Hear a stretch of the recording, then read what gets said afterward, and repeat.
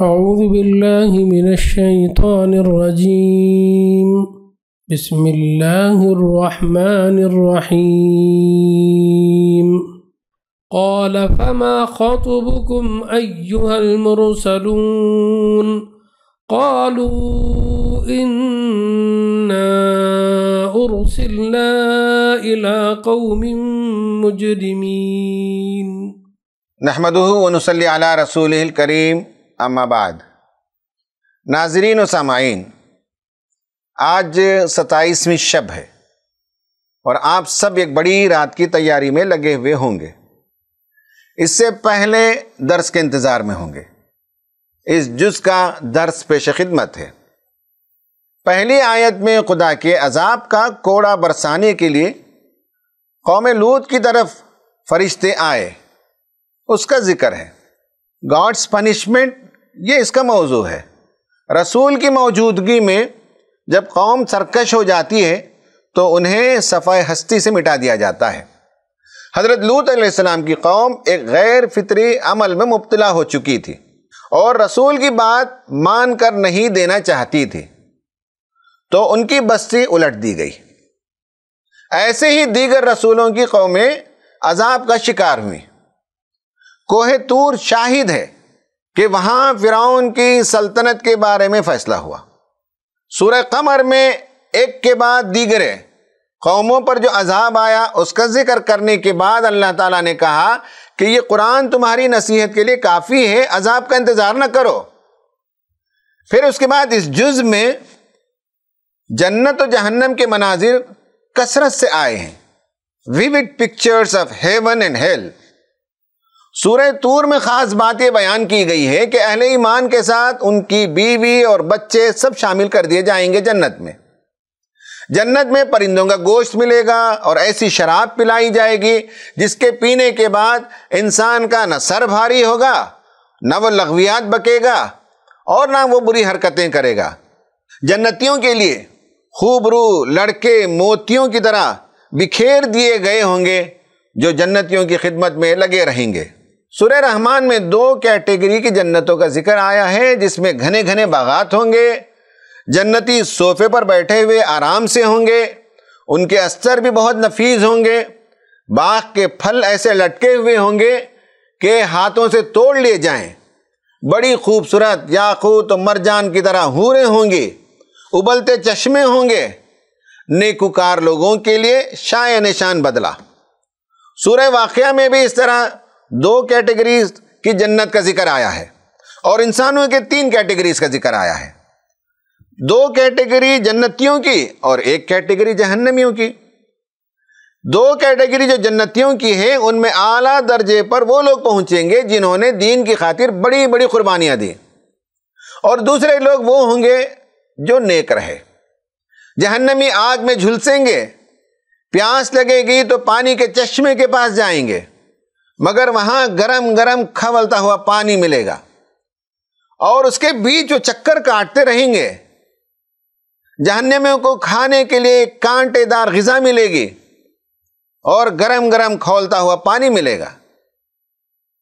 پھر اس کے بعد سورہ نجم میں وحی کا پروسیس بتایا گیا کہ وحی and God's intervention in our life, یعنی اس پوری صورت میں ایک تو وحی کے سلسلے میں بات بتائی گئی کہ نبی صلی اللہ علیہ وسلم جو بات بھی کرتے ہیں وہ اپنی خواہش نفس کی نہیں بلکہ وحی کی روشنی میں بات کرتے ہیں۔ اللہ تعالیٰ نے آپ پر جبرائیل کے ذریعے سے وحی کی۔ ان آیتوں میں ہمیں ایک دوسرے عالم کا تعارف کرایا گیا ہے، کیونکہ ہم نے اس عالم کو نہیں دیکھا تو اس کا یہ مطلب نہیں ہے کہ وہ ایگزسٹ نہیں کرتا۔ سدرۃ المنتہا کے پاس یہ واقعہ پیش آیا، اور اسی سورہ میں دوسری بات جو بتائی گئی ہے وہ یہ ہے کہ اللہ تعالیٰ ہی ہے جو ہماری زندگی میں تصرف کرتا ہے، وہی ہمیں ہنساتا ہے اور رلاتا ہے، وہ ہمیں موت دیتا ہے اور وہی ہمیں زندگی دے گا۔ اسی نے ہمیں جوڑوں کی شکل میں پیدا کیا، ایک نطفے سے ہماری پیدائش ہوئی، وہی ہمیں غنی کرتا ہے، وہی ہمیں غریب کرتا ہے، وہ تاروں کا بھی رب ہے، اسی نے قوموں کو تباہ کیا۔ قرآن کی باتیں سن کر تمہیں تعجب ہوتا ہے اور تم ہنستے ہو، روتے نہیں ہو، حالانکہ اپنی زندگی کے رویے پر کون سنجیدہ انسان ہے جو ہنسے گا؟ اور کون سیریس انسان ہے جسے اپنی غلطیاں یاد نہ ہو اور وہ روئے نہیں؟ انسانوں، پس اللہ کی عبادت کرو اور اسی کے آگے سجدہ کرو۔ سورہ حدید کی شروعات میں بہت خوبصورت آیتیں آئی ہیں جس میں بتایا گیا کہ اللہ تعالیٰ اول ہے، اس سے پہلے کوئی اول نہیں، وہ آخر ہے، اس کے بعد کوئی آخر نہیں، وہ کائنات میں ہر جگہ عیاں ہے مگر دیکھنے والی آنکھیں چاہیے، وہ ہمارے باطن کے اندر بھی موجود ہے اور وہ ہم سے کچھ کہتا ہے مگر سننے والے کان چاہیے۔ اس سورے میں خاص بات یہ آئی ہے کہ اللہ تعالیٰ اس کتاب کو اس لیے نازل کیا کہ لوگ اندھیروں سے نکل کر روشنی میں آ جائیں، اور نبیوں کو اللہ تعالیٰ نے اس لیے بھیجا کہ دنیا میں عدل کا نظام قائم ہو۔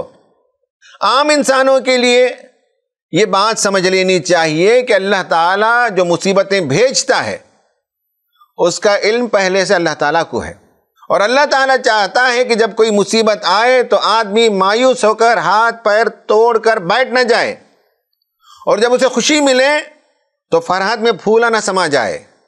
اس لیے انسانوں کو چاہیے کہ ہمیشہ توازن کا رویہ اختیار کریں۔ بندے مومنین کو چاہیے کہ نیکی کے کاموں میں ایک دوسرے سے وہ سبقت لے جائیں۔ ناظرین، اس پارے میں پائے جانے والے یہ اہم ابھرے ہوئے مضمون تھے جو میں نے آپ کے سامنے پیش کی۔ ناظرین، اب ہم ٹاپک آف دا ڈے پر بات کریں گے، وہ ہے فیتھ اینڈ ریزن، ایمان اور دلیل۔ ہم انشاءاللہ سورہ طور، سورہ نمبر 52 لے کر گفتگو کریں گے۔ چونکہ آیتیں زیادہ ہیں اس لیے ہم 2 آیتوں کی تلاوت پر اکتفا کریں گے۔ قرآن کہتا ہے، ام یقولون شاعر نتربص بہ ریب المنون قل تربصوا فانی معکم من المتربصین۔ ہم نے اس سے پہلے ایک ایپیسوڈ میں بتایا تھا کہ قرآن خدا اور بندے کے درمیان ایک کلامی تعلق ہے، یعنی ایک کمیونیکیٹو ریلیشن شپ ہے۔ قرآن بنیادی طور پر خدا کا کلام ہے، خدا بندوں سے بات کرتا ہے، اس لیے اس کلام کی شان بھی عام انسانی کلام سے بلند ہے۔ انسان جب بات کرتا ہے تو بہت سی باتیں بلا دلیل کہہ جاتا ہے، کئی موقعوں پر اس کے پاس دلیل کی کمی ہوتی ہے تو جذبات کا سہارا لیتا ہے۔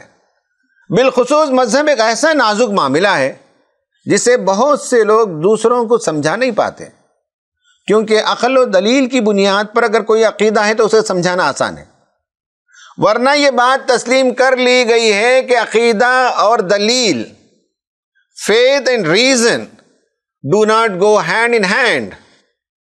مسلمانوں میں بھی جب نوجوان مسلم اسکالرز سے سوالات کرتے ہیں اور عقلی دلیل طلب کرتے ہیں تو ناراض ہو جاتے ہیں اور صاف کہہ دیتے ہیں کہ اسلام میں عقل کو دخل نہیں۔ یہ ایک انتہائی غلط بات ہے جو وہ کہتے ہیں۔ غیر مسلم دوستوں سے بھی ہم نے جب عقیدے کے موضوع پر گفتگو کی تو صرف وہ یہ کہتے ہیں کہ اس میں گہرائی میں نہیں جانا چاہیے، بس بڑوں نے جو بتا دیا اسے مان لینا چاہیے۔ قرآن نے اہل مکہ کے یہ جملے بار بار نقل کیے، ما الفینا علیہ آباءنا۔ جب بھی انسان باپ دادا کی دلیل دیتا ہے تو سمجھ لیجئے کہ اس کے پاس عقلی دلیل موجود نہیں ہے، وہ جذباتی ہو کر بات کر رہا ہے۔ قرآن کا طرز تخاطب کیا ہے؟ آپ یہ سوال کر سکتے ہیں، قرآن کیسے ایڈریس کرتا ہے؟ قرآن جب انسانوں کو ایڈریس کرتا ہے تو بیک وقت وہ ریشنل لینگویج بھی استعمال کرتا ہے اور ایموشنل لینگویج بھی استعمال کرتا ہے۔ ایک آدمی قرآن کا گہرائی سے مطالعہ کرے گا تو ان دونوں میں فرق بھی وہ محسوس کرے گا۔ اسلام کے 3 بڑے عقائد ہیں، توحید، رسالت، آخرت۔ ان تینوں کو عقل کی دلیل سے سمجھایا گیا اور طرح طرح سے سمجھایا گیا۔ ان تینوں موضوعات پر یا اسلامی تعلیمات کے دیگر حصوں پر اعتراض کرنے والا کبھی کوئی اعتراض اٹھائے تو قرآن خود اس کا جواب دیتا ہے، جو عقل کو مطمئن کرنے والا ہوتا ہے۔ قرآن جب مذہبی عقائد کے درمیان تقابل کرتا ہے تو ریشنل لینگویج استعمال کرتا ہے۔ ہمیں بھی یہی زبان اختیار کرنی چاہیے۔ قرآن جب معاملات کی بات کرتا ہے تو وہاں ریشنل لینگویج بھی استعمال کرتا ہے اور بسا اوقات ایموشنل لینگویج بھی استعمال کرتا ہے۔ جیسے کوئی مرد اپنی بیوی کو طلاق دینے کے لیے خواہ مخواہ اسے ستائے، تو قرآن وہاں جذباتی زبان اختیار کرتے ہوئے کہتا ہے تم کیسے عورت کو تکلیف دے سکتے ہو جب تم ایک دوسرے سے لذت اٹھا چکے ہو اور وہ تم سے ایک پختہ عہد لے چکی ہے۔ میراث کی تقسیم کے وقت اگر یتیم غریب رشتہ دار آ جائیں تو قرآن نے وہاں قانونی زبان کے ساتھ ساتھ جذباتی زبان اختیار کیا اور کہا کہ ذرا غور کرو، اگر تم مر جاتے اور تم اپنے پیچھے یتیم بچے چھوڑ جاتے اور ان کے ساتھ ناانصافیاں ہوتی تو ان پر کیا گزرتا، لہٰذا تمہیں دوسرے یتیم بچوں کے ساتھ رحم کا معاملہ کرنا چاہیے۔ اسی طرح والدین کے ساتھ حسن سلوک کے لیے قرآن نے ایموشنل لینگویج استعمال کیا اور کہا کہ انہیں اف تک نہ کہو، انہیں جھڑکی نہ دو، ان پر اپنی رحمت کے پر بچھائے رکھو۔ ایک اور جگہ بتایا قرآن نے کہ جب کوئی گالی کی زبان اختیار کرتا ہے، کوئی کسی کو ایموشنلی ہرٹ کرتا ہے، تو قرآن کہتا ہے کہ تمہیں بھی بدلہ لینے کی اجازت ہے، مگر تم عفو درگزر سے کام لو تو یہ تمہارے لیے زیادہ بہتر ہے۔ قرآن جذباتی زبان ایک اور جگہ استعمال کرتا ہے۔ ایک تو میں نے بتایا کہ جب معاملات کی گفتگو ہوتی ہے تو وہاں اللہ تعالیٰ ایموشنل لینگویج کا بھی استعمال کرتا ہے۔ ایک اور جگہ قرآن یہ جذباتی زبان اختیار کرتا ہے، وہ یہ ہے کہ جب انسانوں کو خدا کی طرف پلٹ آنے کی وہ دعوت دیتا ہے۔ قرآن کہتا ہے اے انسان تجھے کس چیز نے اپنے رب کریم سے دھوکے میں ڈال دیا؟ قرآن کہتا ہے جب میرے بندے میرے بارے میں پوچھتے ہیں تو انہیں بتا دو کہ میں ان کی شہرت سے زیادہ قریب ہوں اور میں ان کی پکار کا جواب دیتا ہوں۔ ایک جگہ کہا اے میرے بندو جنہوں نے اپنی جانوں پر ظلم کیا ہے، خدا کی رحمت سے مایوس نہ ہونا، میری طرف پلٹ کر آؤ، میں سارے گناہ اکٹھے معاف کر دوں گا۔ ان مثالوں سے معلوم ہوا کہ قرآن کی ایک قسم کی آیات وہ ہیں جو عقل کو اپیل کرتی ہیں، دوسری قسم کی آیات وہ ہیں جو دل کو اپیل کرتی ہیں۔ آپ سوال کر سکتے ہیں کہ کیا ہم عقل پر بھروسہ کر سکتے ہیں کہ وہ ہمیں صحیح رہنمائی کرے گی یا ہمیں گمراہ کرے گی؟ اگر ہم عقل و دلیل کا استعمال کریں تو کہیں ایسا تو نہیں کہ ہم غلطی کر جائیں اور خدا کے پاس ہم پکڑے جائیں؟ عقل کے فیصلے کے باوجود اگر کوئی اس کے خلاف کام کرے تو کیا اس کی پکڑ ہوگی؟ ان سب سوالات پر آئیے غور کرتے ہیں۔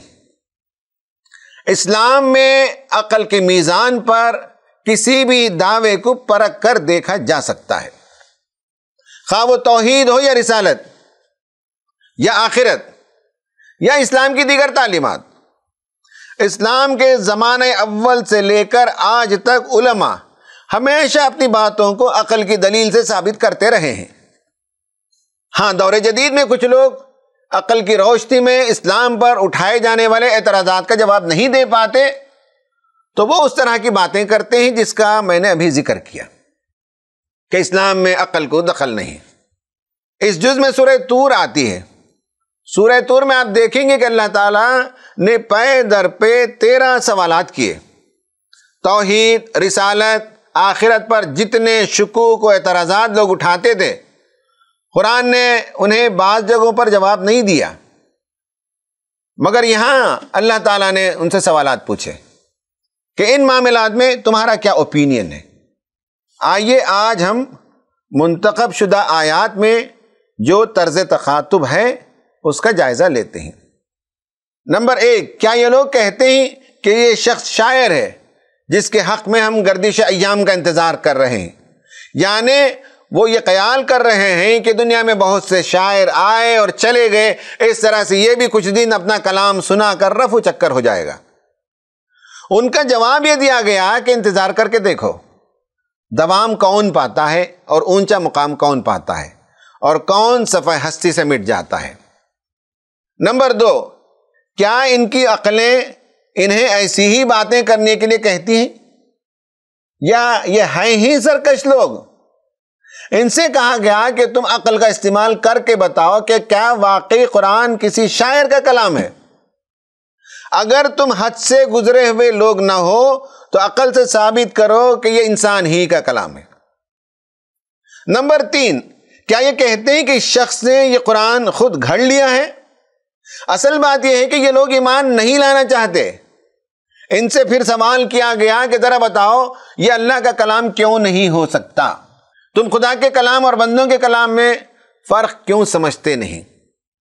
باقی تم نے سوچ سمجھ کر دلیل کی بنیاد پر یہ بات بتائی ہے یا محض یہ کہ تمہارے جذبات اور تمہارے غلط اعمال کی قرآن چونکہ توثیق نہیں کرتا اس لیے تم اس پر ایمان نہیں لانا چاہتے؟ واقعی اگر تم اپنے دعوے میں سچے ہو اور انسان کے بس کی بات ہے تو اس جیسا ایک کلام کیوں بنا کر نہیں لاتے؟ نمبر 4، کیا یہ کسی خالق کے بغیر خود ہی پیدا ہو گئے ہیں؟ کیا یہ خود اپنے خالق ہیں؟ اگر تمہارا خیال ہے کہ موت کے بعد کوئی زندگی نہیں ہے تو سوال یہ پیدا ہوتا ہے کہ اس بار تم کو کس نے پیدا کیا؟ اگر تمہارا کوئی پیدا کرنے والا ہے تو اس کے لیے کیا دقت ہے کہ تمہیں وہ دوبارہ پیدا کرے؟ اگر تم سمجھتے ہو کہ خدا کے بس کی بات نہیں تو لاؤ کوئی دلیل، ہمیں سمجھاؤ کہ کیوں وہ خدا اتنا بے بس ہے کہ ایک مرتبہ تو وہ انسان کو پیدا کر سکتا ہے مگر دوسری مرتبہ وہ پیدا کرنے کی قدرت نہیں رکھتا۔ نمبر 5، ان سے پوچھو کہ آسمان اور زمین کو کس نے پیدا کیا؟ تخلیق کائنات ایک پیچیدہ عمل ہے۔ اگر وہ کسی خدا کے بغیر وجود میں آ گیا ہے تو اپنی اس بات کی دلیل لے آؤ، اور اگر تم کہتے ہو کہ کائنات کے پیدا کرنے میں کچھ اور خداؤں کا بھی ہاتھ ہے نعوذ باللہ تو اس کے لیے دلیل لے آؤ۔ اصل مسئلہ یہ ہے کہ یقین نہیں رکھنا چاہتے۔ نمبر 6، تم اپنے ضمیر ہی سے پوچھ کر بتاؤ کہ اس خالق کو اپنا رب ماننے میں تمہیں کیا دقت ہے، کیا پرابلم ہے؟ اگر اسی نے کائنات کو اور تمہیں پیدا کیا اور اس نے کائنات کو ایک مقصد کے تحت پیدا کیا تو تمہیں کیوں وہ بے مقصد پیدا کرے گا؟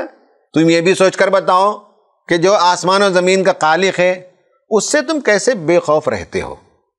تم یہ بتاؤ کہ اس کی نعمتوں کا کیا تقاضا نہیں ہے کہ اس کی بندگی کی جائے؟ تم ان سوالات پر غور کرو۔ نمبر 7، کیا رب کے خزانے ان کے پاس موجود ہیں؟ یعنی رسول بنانے کا کام ان سے پوچھ کر کیا جائے؟ اگر تمہاری یہ حیثیت ہے تو بتاؤ کہ تم سے پوچھ کر رسول کا تقرر کیوں کیا جائے؟ خدا اپنی مرضی سے کسی رسول کا تقرر کیوں نہ کرے؟ اس کے پیچھے کہیں ضد اور ہٹ درمی تو نہیں ہے؟ انہیں کیوں لگتا ہے کہ خدا انہیں نہیں پکڑے گا اور جس عیش میں مست مگن زندگی بسر کر رہے ہیں ویسے ہی چھوڑ دیا جائے گا؟ قرآن جگہ جگہ عرب کی تباہ شدہ آبادیوں کا تذکرہ کرتا ہے اور بتاتا ہے کہ وہ تہذیبیں کسی زمانے میں عروج پر تھیں، پھر ان کی سرکشی کی پاداش میں ایک لخت وہ بجھ گئیں۔ تمہاری عقل کیا کہتی ہے؟ رسولوں کے انکار کے باوجود بھی تمہارے ساتھ الگ برتاؤ ہوگا؟ اس سے پچھلی کی جو امتیں گزری ہیں وہ عیش میں مست تھی، لیکن دنیا کے ساز و سامان انہیں کچھ کام نہیں آئے۔ تو آخر تم کیوں ایسا سمجھتے ہو کہ یہ دنیا اور اس کے عیش و عشرت کے یہ اسباب تمہارے لیے ہمیشہ مقدر کر دیے جائیں گے؟ کیا تم اس رسول پر داروغہ بنا کر بھیجے گئے ہو کہ تم جیسے کہو ویسے وہ عمل کرے؟ نمبر 8، کیا ان کے پاس کچھ ایسے سورسز موجود ہیں جس کے نتیجے میں یہ آسمان پر چڑھ کر عالم بالا کے فیصلے سن لیتے ہیں؟ اگر ایسا ہے تو دلیل لے آؤ۔ تمہاری اصل خواہش ہے کہ تم کو ایک ایسی کتاب چاہیے جو تمہاری مرضی کے مطابق ہو۔ نمبر 9، یہ جو تم کہتے ہو کہ اللہ تعالیٰ کی بیٹیاں ہیں، تمہارے پاس اس کی دلیل کیا ہے؟ تم یہ سمجھتے ہو کہ اللہ کی یہ بیٹیاں نعوذ باللہ تمہاری شفاعت کریں گی اور تم آخرت میں چھوٹ جاؤ گے؟ تمہیں کس نے یہ سبق پڑھایا؟ نمبر 10، کیا اس رسول کی اتباع کرنے میں تمہیں کچھ پیسے خرچ ہوتے ہیں؟ پھر تمہیں اس رسول کی بات ماننے میں تامل کیوں ہے؟ اس رسول کو دیکھو، یہ تم سے کسی تنخواہ یا معاوضے کا مطالبہ نہیں کرتا۔ اس کی زندگی بہت سادہ ہے۔ رسول کی زندگی کیا گواہی نہیں دیتی کہ یہ شخص بے لوث ہے؟ اس کی دعوت کے پیچھے اس کا کوئی مفاد نہیں ہے، بلکہ سراسر تمہاری خیر خواہی میں یہ تمہارے پیچھے لگا ہوا ہے اور تمہیں جہنم کی آگ سے بچانا چاہتا ہے۔ کیا تم اتنی بھی عقل نہیں رکھتے کہ لوگوں کو سمجھ سکو کہ کون مفاد پرست ہے اور کون مخلص ہے؟ نمبر 11، کیا ان کے پاس غیب کی باتیں ہیں؟ اگر ہیں تو انہوں نے کہاں سے وہ باتیں جان لی؟ انہوں نے جو شریعت بنائی ہے وہ اپنے جی سے گھڑ رکھی ہے، یہ ان کی من مانی خواہشات اور توہم کا مجموعہ ہے۔ رسول جو شریعت پیش کر رہا ہے وہ سراسر عقل کی دلیل پر مبنی ہے، کہیں اسلامی تعلیمات کا عقل کے ساتھ تصادم نہیں ہے۔ اسلامی تعلیمات میں کوئی چیز بھی illogical نہیں ہے۔ اگر رسول کی شریعت کو جھٹلانے کے لیے تمہارے پاس کوئی علم نہیں ہے تو پھر اس کی باتوں کو کیوں نہیں مانتے؟ تمہارے پاس کون سا علم ہے جس سے تم کائنات کی حقیقتوں کو پہچاننے لگے ہو؟ کیا تمہارے پاس کوئی ایسا علم ہے؟ تم نے غیب کے پیچھے جھانک کر دیکھ لیا کہ حقیقت وہ نہیں ہے جو محمد صلی اللہ علیہ وسلم بیان کر رہے ہیں۔ نمبر 12، کیا یہ رسول کے خلاف کوئی چال چلنا چاہتے ہیں؟ ان کی ساری سرگرمیوں کے پیچھے جو اصل حقیقت ہے وہ یہ ہے کہ رسول کی دعوت کا فروغ ان کی لیڈرشپ کے لیے مسئلہ ہے۔ یہ ڈرے ہوئے ہیں کہ رسول کی دعوت اگر پھیلے گی تو ان کی جے جے پکارنے والے ان سے چھٹ جائیں گے۔ کیا تم نے کبھی غور نہیں کیا کہ رسولوں کے خلاف جن لوگوں نے سازشیں کی آخر ان کی پوری قوم بجھ کر رہ گئی اور رسول کا کچھ بھی بگاڑ نہیں سکے؟ کیا تم تاریخ کا مطالعہ نہیں کرتے؟ نمبر 13، کیا اللہ کے علاوہ کوئی اور معبود ہے؟ تم جو رسول کے خلاف چالیں چل رہے ہو اس میں کوئی اور بھی خدا ہے جو تمہاری مدد کے لیے تیار ہے؟ تم کس کے سہارے کی امید لیے بیٹھے ہو؟ یہ سب وہم کی باتیں ہی چھوڑو۔ اللہ تعالیٰ ان تمام شرک سے پاک ہے جو تم لوگ اس کی طرف منسوب کرتے ہو۔ خواتین و حضرات، آپ نے دیکھا ہوگا کہ قرآن لوگوں سے ان کی باتوں کے حق میں ایویڈنس طلب کرتا ہے، بار بار پروف مانگتا ہے۔ قرآن کا اصرار دلیل پر ہے۔ قرآن بتاتا ہے کہ عقل اور عقیدے میں کوئی تصادم نہیں ہے۔ قرآن ان لوگوں کو جانوروں سے تشبیہ دیتا ہے جو دین کے معاملے میں بہرے گونگے ہو کر زندگی بسر کرتے ہیں اور عقل سے کام نہیں لیتے۔ قرآن کا پیٹنٹڈ جملہ ہے، قُلْ هَاتُوا بُرْهَانَكُمْ إِن كُنتُمْ صَادِقِينَ، اگر تم اپنے دعوے میں سچے ہو تو لاؤ دلیل۔ ناظرین، آپ کے ذہن میں زندگی اور اس کے مسائل کو لے کر جو بھی سوال ابھریں وہ قرآن سے کریں تو قرآن کے پاس اس کا جواب موجود ہے۔ قرآن سے اگر آپ نیوٹنس لا پوچھیں گے یا آرکیمیڈس پرنسپل پوچھیں گے تو اس کا جواب نہیں ملے گا۔ البتہ اگر آپ یہ سوال کریں گے کہ اس کائنات کا کوئی خدا ہے کہ نہیں، اگر ہے تو ایک ہے یا ایک سے زائد ہے، کیا اس کا اس دنیا سے کوئی تعلق ہے، کیا اس خدا کا یہاں کے بندوں سے بھی کوئی تعلق ہے؟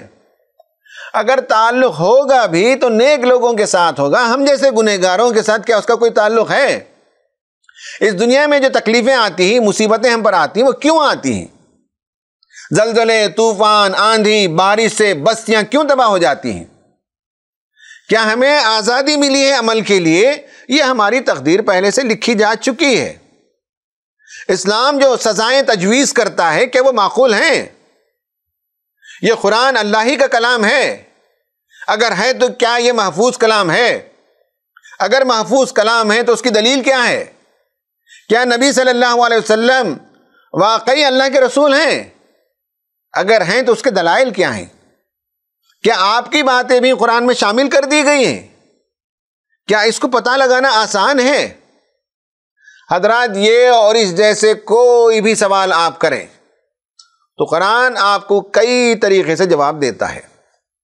نمبر 1، قرآن کا طریقہ یہ ہے کہ وہ آپ کے سامنے سوالات کی ایک فہرست رکھتا ہے اور آپ سے پوچھتا ہے کہ آپ کا جواب کیا ہے، آپ کی عقل کیا کہتی ہے، آپ کے پاس اپنی بات کے لیے دلیل کیا ہے، اور آپ سوچ کر بتائیں کہ آپ کی دلیل کتنا پختہ ہے۔ ابھی اس جز میں ہم نے درس کے لیے جن آیتوں کا انتخاب کیا اس کا یہی انداز تھا۔ نمبر 2، عقل کو اپیل کرتے ہوئے جواب دینے کا قرآن کا دوسرا طریقہ تمثیلات کا ہے، سملیز ہے، میٹافورک لینگویج ہے۔ قرآن بہت بڑی بڑی باتوں کو مثال میں آسان کر کے بیان کر دیتا ہے۔ انسان ان مثالوں پر غور کرتا رہے تو خود اپنی زندگی کے بارے میں رہنمائی حاصل کرے گا۔ قرآن نے نفس پرست بندوں کی مثال کتے سے دی ہے، جس کی زبان ہر آن لٹکتی رہتی ہے۔ تو نفس پرست انسان ساری دنیا کو اپنے نفس کی آنکھ سے دیکھتا ہے، اس سے بلند اٹھنے کی اس کے اندر کوئی ہمت نہیں ہے، اس کی روح لاغر ہو جاتی ہے اور وہ اسی حال میں اس دنیا سے چلا جاتا ہے۔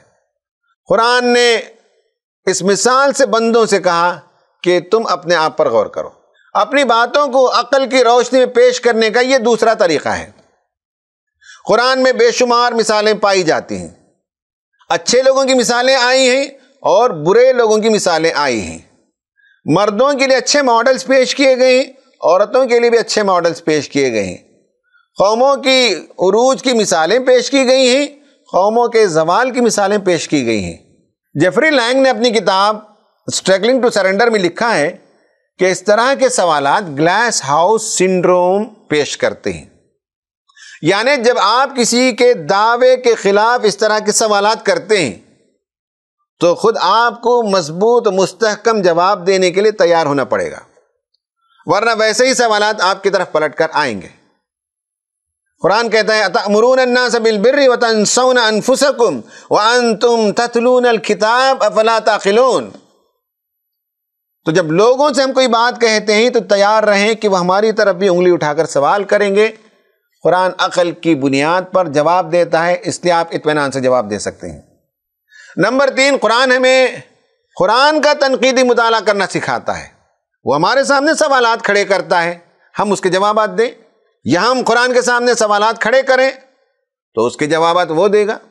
نجات کسی کو طبق میں رکھ کر نہیں ملتی، ہر انسان کو اسے تلاش کرنی پڑتی ہے اور حق کے آگے اسے سر تسلیم خم کرنا پڑتا ہے۔ حق کے آگے جھکنے میں اسے اپنا ایگو ریزسٹ کرتا ہے۔ جنہیں خود اپنے آپ سے ہمدردی ہوتی ہے اور اپنی خیر خواہی چاہتے ہیں، وہ ایگو پر اپنی عقل کو ترجیح دیتے ہیں اور اس کی بات مانتے ہیں۔